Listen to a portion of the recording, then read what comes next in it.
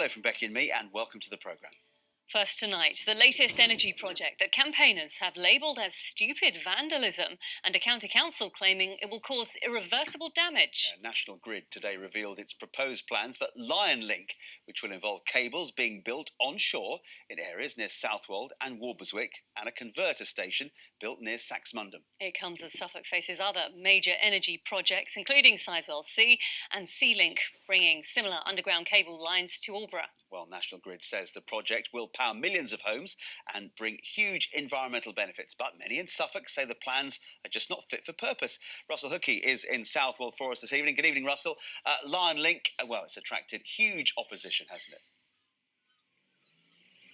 Oh, good evening to you both. It certainly has, and this is an issue which keeps rearing its head in our region. Here we are in East Anglia with the potential to generate lots of offshore energy, or our coastline to receive energy from other countries, as in this case. But then you need to get that energy to where it's really needed, so big conurbations like London, and for that you need a huge amount of new infrastructure. Now, as you say there, National Grid say eventually it'll all be worth it because we'll have greater energy security, we'll have lots more green energy. But people in places like Southwold and Walberswick are asking themselves, can the disruption caused by such a project ever really be worth it?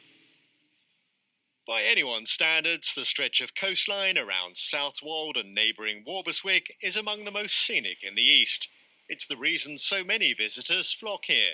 But there are concerns that appeal could diminish if the area became the end point for LionLink, the cable bringing electricity from Holland to the UK, after National Grid published its preferred options for the cable's route, with this stretch of Suffolk coast firmly in its sights.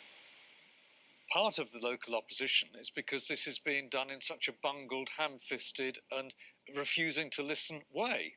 Our local knowledge, both about habitats and about biodiversity and all of that, have not been taken into consideration. And no doubt National Grid will say that will come when we do the environmental impact assessment. But actually these sorts of things should have been on the table at the beginning. Once on shore, the underground cable would need to reach a converter station in Saxmundham, and then a planned substation in nearby Friston before it connects to the grid. We very much hear and understand people's concerns of infrastructure coming onto the Suffolk coast. Offshore grids are the kind of next stage of development. What LionLink does is enables us to start that transition to an offshore network.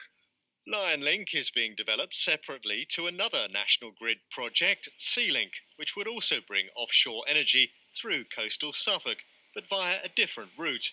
Opponents to both say that doesn't make sense and want an undersea energy network to take power further south to Bradwell in Essex or the Isle of Grain in Kent.